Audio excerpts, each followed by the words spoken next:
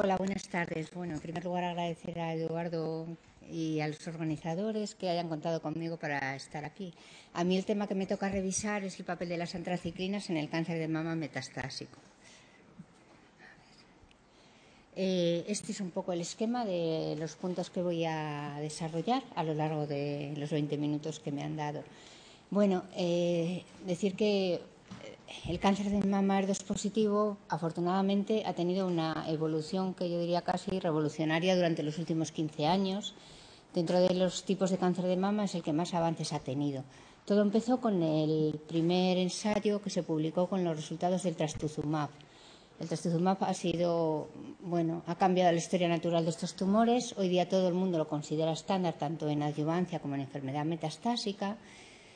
Y además, pues hemos ido aprendiendo más cosas, que los tumores no son todos iguales, que hay bastante heterogeneidad dentro del tumor y también entre distintas pacientes. Se han ido desarrollando nuevas moléculas que han ido logrando la aprobación, también otros tipos de moléculas anti-HER2. Sabemos que hay que tener inhibida la vía HER2 a lo largo de toda la evolución de la enfermedad metastásica. Y también sabemos que son mejores los dobletes que la monoterapia. ¿Qué teníamos antes de estos 15 años? Bueno, pues antes solo teníamos la quimioterapia y entre ellas los fármacos más activos en cáncer de mama han sido las antraciclinas y los tasanos. ¿Qué pasó con la llegada del trastuzumab en el cáncer de mama metastásico HER2 positivo? Bueno, pues en el ensayo clínico inicial que comparaba quimioterapia con quimioterapia más trastuzumab, se vio que la rama que combinaba antraciclinas y trastuzumab era la más activa, la que conseguía mayor número de respuestas objetivas, mayor tiempo a la progresión y mayor supervivencia global. Pero lamentablemente se vio que con la asociación de antraciclinas y trastuzumab se producía una alta cardiotoxicidad. Esto llevó a que la combinación de antraciclinas clásicas y trastuzumab se hiciera prohibitivo, con lo cual se planteó la necesidad de buscar otra manera de dar las antraciclinas o otros esquemas o otros fármacos nuevos que tuvieran menos cardiotoxicidad y que pudiéramos emplear en este tipo de pacientes en las que íbamos a utilizar el trastuzumab. La toxicidad de las antraciclinas ya se describió desde el principio. Hay muchos trabajos sobre ella. Es distinta que la del trastuzumab. La del trastuzumab es reversible y la de las antraciclinas es irreversible y aumenta además a lo largo del tiempo. Se va viendo en las publicaciones de los ensayos de adyuvancia que con mayor seguimiento también aumenta levemente el porcentaje de pacientes que acaban haciendo cardiotoxicidad. Como decía, ha sido importante el intentar desarrollar otras moléculas que sean menos cardiotóxicas.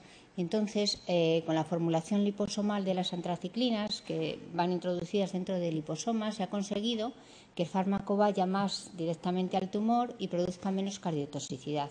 Han sido las primeras nanopartículas aprobadas para el tratamiento del cáncer de mama y actualmente tenemos 2 aprobadas para la utilización en cáncer de mama metastásica, la doxorubicina liposomal no pegilada y la pegilada. Tienen distintas propiedades farmacocinéticas y distinta evolución, distinta vida media en el plasma. Cuando en los ensayos iniciales lo lógico fue compararla con las antraciclinas convencionales. Entonces se llevaron a cabo 4 ensayos clínicos randomizados comparando las liposomales con las tradicionales o con las clásicas, y lo que se vio en todos estos ensayos es que eran equivalentes en eficacia pero con menor cardiotoxicidad. Hay 2 metaanálisis que estudian el papel o que comparan las antraciclinas clásicas con las liposomales buscando más seguridad y menos cardiotoxicidad. Aquí tenéis una revisión de la Cochrane donde se puede ver que cuando utilizamos doxorubicina liposomal no pegilada, el índice de cardiotoxicidad disminuye el riesgo en un 80% comparado con la antraciclina convencional, teniendo en cuenta que además en los ensayos de doxorubicina liposomal no pegilada la dosis total de antraciclinas era mayor que las de antraciclinas clásicas.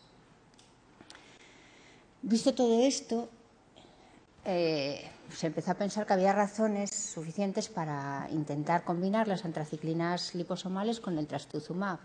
Entre ellas eran, por un lado, la eficacia de la combinación inicial, la menor toxicidad cardíaca, y además a nivel preclínico también se vio que la combinación de antraciclinas liposomales y trastuzumab tenían efecto sinérgico. Posteriormente, a medida que se han ido aprobando nuevas moléculas, también se ha visto en ensayos preclínicos que el apatinib también tiene efecto citotóxico aditivo en líneas celulares. Bueno, cuando se empezaron a combinar, los primeros ensayos fueron los fase 1-2 y era combinación en monoterapia de antraciclina liposomal con el trastuzumab. Como podéis ver aquí, hay ensayos de los dos fármacos que tenemos aprobados entre primera línea y en segunda línea, y en tercera línea, y son ensayos clínicos fase 1-2. En estos ya se vio que la eficacia de las antraciclinas liposomales combinadas con trastuzumab, que lograban en monoterapia en primera línea un tiempo a la progresión de 12 meses, que es comparable con los esquemas que utilizamos habitualmente con tasanos para tratar a estos pacientes. Y lo que es más importante, se vio también, como podéis ver a la derecha, que la frecuencia de la cardiotoxicidad o la incidencia de cardiotoxicidad fue muy baja, sobre todo la mayoría fue grado 1 o 2, hubo poca toxicidad grado 3 y en la mayoría de los casos fue reversible al interrumpir el tratamiento. El paso lógico siguiente fue combinarlo con otros fármacos, seguir con el trastuzumab y la antraciclina liposomal y además combinarlo generalmente con tasanos y también en un estudio de GICAN se combinó con ciclofosfamida. Se siguió en lo que eran esquemas seguros desde el punto de vista de la toxicidad cardiológica. Se vio que aumentaban las respuestas, aumentaba el tiempo de la progresión y la suficiencia global. Y como podéis ver aquí, el tiempo a la progresión es comparable a cuando hacemos combinación de otros dos fármacos con trastuzumab, que habitualmente son tasanos y platinos. El alto porcentaje de respuestas y el alto tiempo a la progresión hizo que los investigadores de Solti desarrollaran un ensayo multicéntrico fase 3 diseñado para comparar la combinación de paclitaxel con trastuzumab más la misma combinación añadiendo la doxorubicina liposomal no pegilada. En este ensayo, en el diseño inicial, estaba previsto incluir 600 pacientes, pero por problemas de que se acabó el presupuesto, el ensayo se cerró antes, cuando solo se habían incluido 363 pacientes y es con estas pacientes incluidas con las que se han publicado los resultados de este ensayo.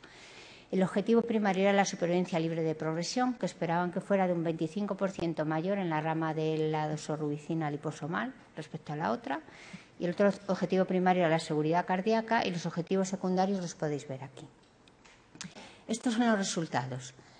No ha habido diferencias, mirando la población global, no hay diferencias ni en supervivencia libre de progresión ni en supervivencia global respecto al tratamiento estándar o al que lleva la doxorubicina liposomal incorporada. Aunque cuando se diseñó este ensayo, también los autores pensaban que la rama control iba a tener una supervivencia libre de progresión de unos 8 meses y al final ha sido de 14. Y la de la rama experimental ha sido de 16 meses, que yo creo que es un tiempo a la progresión nada desdeñable, que por poner un ejemplo, en el ensayo Cleopatra con doble bloqueo de Z-cel, la mediana de tiempo de la progresión es de 18,4 meses. Además, también no hubo diferencias en la supervivencia global, pero, bueno, dicen los autores que hay cierta tendencia, como podéis ver aquí en las gráficas. En un análisis exploratorio y no previsto, lo que buscaron era ver si esta combinación era más eficaz en las pacientes que tienen los receptores hormonales negativos, tal y como todos sabemos que pasa en los ensayos de neoadyuvancia. Y cuando consideran la población de receptores hormonales negativos, sí que hay ventaja estadísticamente significativa, tanto en supervivencia libre de progresión como en supervivencia global, para la rama que incluye el MioCed. Con lo cual, bueno, podría ser una rama a explorar en futuros ensayos. Podemos definir factores predictivos que nos ayuden a seleccionar qué pacientes se van a beneficiar más de las antraciclinas. Bueno, clásicamente y desde hace muchos años, en muchos trabajos se dice que la diana de las antraciclinas es la topo 2. Y también hay varios trabajos que han descrito que los tumores que tienen sobreexpresión a la vez o coamplificación a la vez de los genes del ER2 y de la TOPO2 son los que son más sensibles a las antraciclinas. Aquí lo que podéis ver son las muestras del ensayo clínico BCIRG 006 de adyuvancia de pacientes con cáncer de mama ER2 positivo, todas eran ER2 positivo, y en un 35% había además coamplificación de la TOPO2. Y se vio que en este grupo de pacientes era donde eran más eficaces las antraciclinas, que además la rama que llevaba antraciclinas, aunque no llevara trastuzumab, obtenía los mismos resultados que las ramas de trastuzumab. También ha habido muchas publicaciones de estudios retrospectivos en ensayos de adyuvancia que defienden que las antraciclinas son más beneficiosas en la población ER2 positiva. Ha habido muchos ensayos y también ha habido 3 metaanálisis. He traído, como ejemplo, he traído el último, que es el de Dileo y colaboradores, que además de estudia por amplificación la ER2, pero también estudia la TOPO2 para ver si valen como factores predictores de sensibilidad a antraciclinas. En esta metaanálisis se ve que el ER2, que las pacientes ER2 positivas sí obtienen beneficio de... Bueno, incluyeron 5 ensayos, que no dice 5 ensayos clínicos de adyuvancia, que comparaban esquemas de CMF con esquemas de antraciclinas, y lo que sí se vio es que las pacientes ER2 positivo obtenían mayor beneficio de las antraciclinas en cuanto a supervivencia libre de enfermedad, pero no en cuanto a supervivencia global. ¿Y qué pasó con la TOPO2? Bueno, con la TOPO2 ellos inicialmente diseñaron 3 grupos, los que tenían para hacer 3 cortes de pacientes, las que tenían la TOPO2 normal, las que tenían amplificado y las que tenían deleción de la TOPO2. Cuando comparaban los 3 grupos entre sí, no había diferencias significativas. En un análisis exploratorio que hicieron agrupando las pacientes que tenían deleción o amplificación versus las pacientes normales, sí que se vio que obtenían mayor beneficio las pacientes que tenían alterada la TOPO2. Otro estudio lo que hizo fue intentar buscar si con muestras de pacientes de un ensayo clínico de adyuvancia de ganglios positivos que comparaba esquemas CMF con antraciclinas, intentar si los subtipos intrínsecos del PAM50 podían valer para determinar qué subtipo era más sensible a las antraciclinas, y lo que encontraron fue que eran las pacientes del subtipo ER2-ENRIC las que obtenían más beneficio del tratamiento con antraciclinas versus CMF. Hay muchos estudios, pero he traído uno en neoadyuvancia que ha incluido más de 200 pacientes, que en este estudio incluían varios factores para buscar cuáles podían valer como predictores de sensibilidad a antraciclinas o a toasanos. Era un ensayo randomizado con más de 200 pacientes aleatorizadas a recibir tratamiento neoadyuvante en monoterapia con antraciclinas o con docetaxel. En los resultados de este estudio encontraron que los factores predictores de sensibilidad a la driamicina era la baja expresión de TOPO2 y los receptores de estrógeno negativo. Esto cuando determinaban la TOPO2 por expresión de la proteína y lo medían por inmunistoquímica. También vieron que, medido así, los tumores que más expresión de TOPO2 tenían eran los triple negativo, y que además la alta expresión de TOPO2 era factor predictor de resistencia a antraciclinas. Total, podemos sacar conclusiones. La verdad es que hay muchos trabajos y a día de hoy todavía no hay acuerdo. Con la TOPO2 yo creo que el problema también es que falta estandarizar la técnica. A diferencia del ER2, en la TOPO2 la sobreexpresión del gen no se relaciona con la expresión de la proteína, y hay que ponerse de acuerdo, saber qué método vamos a utilizar para medirla y hacerlo en ensayos prospectivos. Además, aunque la TOPO2 sea factor predictor de sensibilidad a antraciclinas, probablemente no es el único y haya más que puedan influir. Algunos ya estudiados y descritos en algunos trabajos, como puede ser la polisomía del cromosoma 17. Cada vez juega más papel la interacción entre el estroma y el tumor y la respuesta inmune y otros factores. ¿Qué papel le veo yo al futuro de las antraciclinas en cáncer de mama metastásico ER2 positivo? Bueno, si vamos utilizando más esquemas que no llevan antraciclinas en el cáncer de mama precoz, quizá esta puede ser una buena selección de pacientes para utilizar antraciclinas en cáncer de mama metastásica. Vamos a ver algo también sobre nuevas formulaciones y sobre ensayos clínicos en marcha actualmente. Desde que se publicaron los resultados del ensayo clínico BCIRG 006, que comparaba 2 ramas con antraciclinas, una de ellas con trastuzumab y otra sin él, lo comparaba con otra rama que llevaba trastuzumab pero no llevaba antraciclinas, que llevaba la combinación de docetaxel y carboplatino. Bueno, pues desde que se publicaron los resultados de este ensayo, la mayoría de los expertos y la mayoría de las guías, uno de los brazos recomendados para el tratamiento adyuvante de las pacientes con cáncer de mama HER2 positivo es la rama que no lleva antraciclinas. No se ha medido cuánta gente ha adoptado esto y cuánta no. Entonces yo lo que he hecho ha sido revisar los datos del BED que se presentaron el año pasado en San Antonio. Ahí solo un 8% de las pacientes recibían antraciclinas. Era un ensayo de adyuvancia que estudiaba la incorporación del beva. ¿Qué pasaba en ese ensayo? En muchos países, por lo menos en España, era mandatorio y solo podíamos introducir pacientes en la rama de los platinos, con lo cual yo creo que no son datos que podamos extrapolar a lo que hacemos en la clínica de cada día. Del ensayo clínico Affinity, que lo que estudia es el doble bloqueo con pertuzumab más trastuzumab, todavía no se han publicado los datos, pero bueno, sí me han proporcionado desde GEICAN los datos para saber qué hemos hecho en España. Y en España, con las 293 pacientes que se han incluido en este ensayo, el 86% de las pacientes han recibido antraciclinas. Se podía elegir tanto una rama como otra. Con lo cual, probablemente esto sí se asemeje más a lo que está pasando en nuestros hospitales. Me mandaron también de otros países y en Estados Unidos quizá eran el único de los que revisé que sí que se empezaba a utilizar más la rama del docetaxel, carbo, trasto. Hay desarrollo de nuevas moléculas y me ha parecido muy interesante esta. La MM302 es una dosorubicina liposomal pegilada, pero que además lleva en su superficie anticuerpos anti-HER2 no terapéuticos. Pero con esto lo que hace es que estas moléculas se dirijan directamente y preferentemente a las células que sobreexpresan el HER2, con lo cual tendrían mayor actividad y menor cardiotoxicidad. Los resultados preliminares de la fase 1, tanto en monoterapia como en combinación con trastuzumab, se han presentado en el último congreso de San Antonio. Por último, decía que vamos a revisar muy brevemente si hay combinaciones con otras terapias anti-HER2 de dosorubicinas liposomales en cáncer de mama metastásico.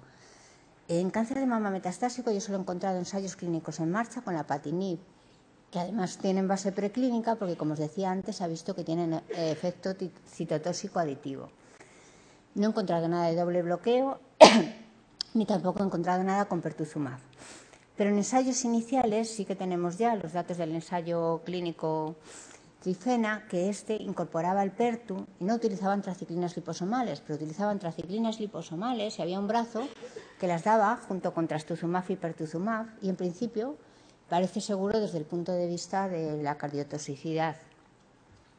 Y también está en marcha otro ensayo del grupo Solti, que es el Optiger, que lo podéis ver aquí, lo que combina es dosorubicina liposomal no pegilada, paclitaxel, trastuzumab y pertuzumab. Yo creo que probablemente con la evolución que van dando las cosas, más interés que mezclar varias quimioterapias y un anti-HER2, pueda tener más interés el hacer tratamientos con la dosorubicina liposomal no pegilada y bloquear la vía HER2, pues por ejemplo con una terapia dual como en estos ensayos. Pero ya digo, metastásica no hay nada.